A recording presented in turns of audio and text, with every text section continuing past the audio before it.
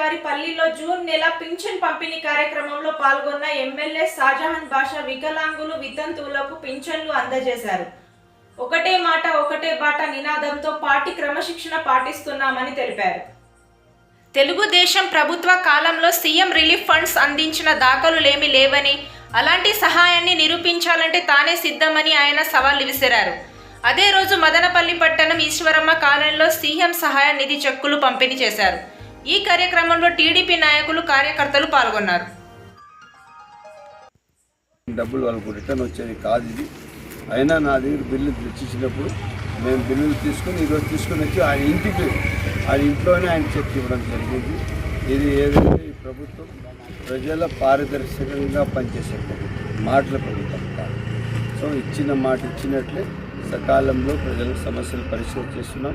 ఈరోజు 4,000, 6,000, 10,000, 15,000 పెన్షన్లు ఇస్తూ ప్రజలు అదే రేపు ఆదివారం అని ఒకరోజు ముందే ఇస్తున్నాం. పెన్షన్లు రేపు ఇవ్వాలా, వాస్తవం 31వ తేదీ ఇవ్వాలా. అదే కాకపోతే ఒకరోజు ముందే, ఆదివారం అని ఒకరోజు ముందే వాళ్ళ ఇళ్ళ దగ్గర పెన్షన్ చేరుస్తున్నాము. ఇది ఏమంటే రాష్ట్రమేమో ఆర్థికంగా బాగలేదు, రాష్ట్ర పరిస్థితి పూర్తిగా సున్నాగా ఉంది ఆర్థికంగా. అయినా ప్రజలకు అందుబాటులో ప్రభుత్వం ఉండాలా, ఇచ్చిన కాడికి పూర్తి స్థాయిగా ఆదుకోవాలా, ప్రజలకు పూర్తిగా సహాయం చేయాలా, ప్రజల పట్ల బాధ్యతగా ఉండాలని చెప్పి ఆలోచనతో ప్రభుత్వం పనిచేస్తుంది. చంద్రబాబు నాయుడు గారి నాయకత్వం, లోకేష్ బాబు గారి నాయకత్వం, షాన్వాజ గారి నాయకత్వం.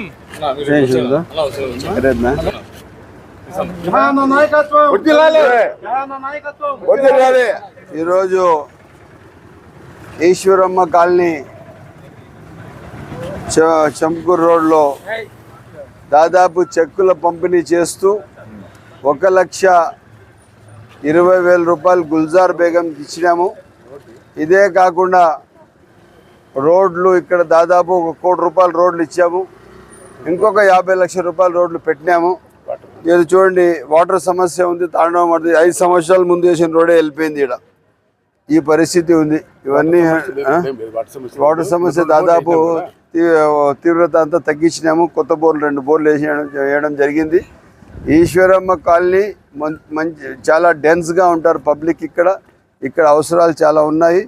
వీళ్ళు ఏదో అవసరాలు వీళ్ళు ఎప్పుడెప్పుడు నా దృష్టికి తెచ్చారు, అవన్నీ సకాలంలో పరిష్కారం పెట్టినామని సవినయంగా తెలియజేస్తుంది.